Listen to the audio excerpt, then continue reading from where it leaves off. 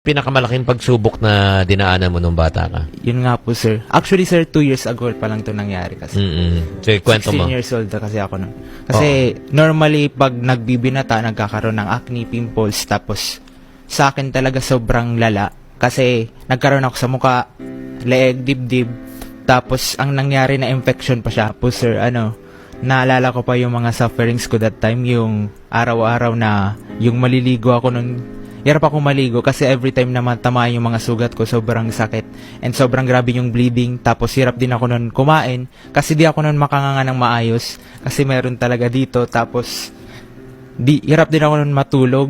2 to 3 hours lang ang tulog ko nun. Tapos magugulat na lang ako pagkagising ko. As in sobrang dami yung marka ng dugo sa mga bedsheets, sa mga pillowcase.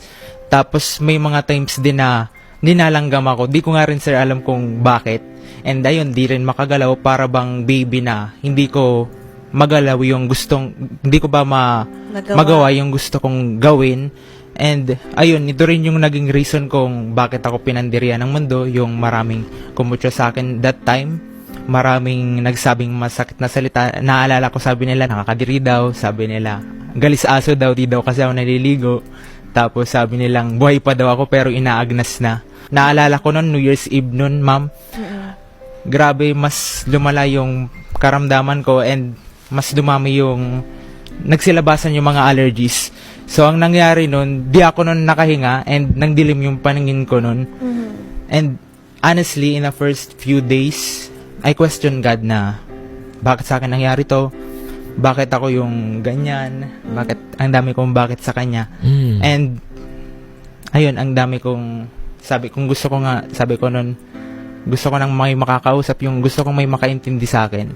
And honestly, lumayo ako nun kay Lord that time. And yun, yung when in your lowest point talaga and thinking of giving up, may mga tao na lang na gustong kumausap sa'yo. Ano katagal yun? 5 months po, sir. Ay, tagal nun ha? Kailan ka nagpa-check up? At anong finding? Yeah. Actually, sir, nagpa-check up ako. Kaso, parang hindi naman sa akin, parang di tinangnan yung dugo ko. Parang ako pa yung nagsabi kung ano nangyari sa akin. Pero thankful ako doon kasi binigyan ako ng free check-up. So, ano yung findings? Ano yung conclusion? Actually, sir, acne talaga siya. Tapos na-infection talaga. Pero ano? Anong cause daw ng infection? Nabanggit ba? Ang dami ko na din kasi pong na-try na na product. Parang na-irritate siya. Ganun po. Talaga. O sige, fast forward tayo ng konti, no? Paano siya gumaling? Oo. Ayun, sir, nagpapasalamat ako kay Ma'am Roslyn Begueras kasi actually nakikita ko na talaga dun sa product na yun na marami nang nagpagaling. So, sinat ko siya, si Ma'am Roslyn, sabi ko baka ito na rin yung solusyon para gumaling ako. So, ayun, sinat ko siya. So, gumamit po ako ng glutathione kasi baka sabi ko nun internal na yung problem, hindi na yung sa labas. Kasi yung glutathione is normally ang alam ng karamihan pampaputi, pero ang hindi alam is for liver detox siya. So, parang lilinisin yung internal organs natin, tapos pag malinis na yung internal natin, tsaka na magti-take effect sa skin natin. Tapos gumamit din po ako nun, sir, ng vitamins. Yung vitamins is gawa siya sa buto ng ubas. So, ang nangyayari... Grapeseed? Opo, grapeseed oil. Yung oil po, pinapahid ko sa mga sugat ko. Kaya, mas mabilis yung paggaling. Imagine mo ngayon nakita nyo na po yung before. Ito na yung after. Oo. Diba? Ito na yung after. Ang laki. Oo. So, 5 months yon, tapos naging okay ka na ngayon. Okay na po ngayon. Oo. So yung tinake mong Gluta po. gluta, talaga nakatulong yun. Gaano katagal ang effect? 5 months po. Ay, actually, yung first bottle ko, hindi ko pa siya totally nakita. Tapos, tinat ko nun si Ma'am Rods na bakit ganyan, hindi naman effective. Tapos, sabi niya, ituloy ko daw. Tapos, para mas maging effective, mag 4 times a day daw ako. So, ang nangyari, nag 4 times a day ako nun. Every 4 hours ko siya tinitake. Kaya mas lalong gumaling tayo. Kaya gaano katagal? Mga 5 months po. 5 months 5 din. months. Ngayon, pag-usapan po naman natin, ano kanya man pinagkakabuhayan. Oo.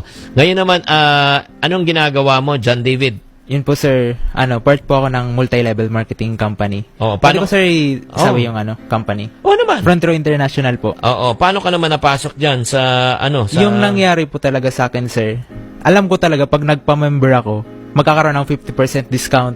Kaya ang ginawa ko na nagpa-member ako, kaya mas mura yung pag-ano ko nun. So, ang nangyari sa akin, nung gumaling na ako, chinata ko nun nung nag-ano sa akin, nag-refer, sabi niya, bumalik daw ako, may good news daw siya. Tapos ayun, bumalik ako, tapos sabi niya, magaling na daw ako, i-post ko na daw yung testimony ko sa Facebook. So ayun, pinost ko siya, sir. Actually, ngayon, 32k shares, tapos may 1.4 million views na siya.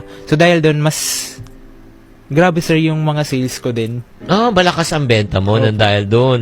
Yes, sir. So, magkano mga nabebenta mo? More or less, naman? Naman, sir. Ang per week ko, sir, nun, may mga 7 bottles, so, di bale, mga...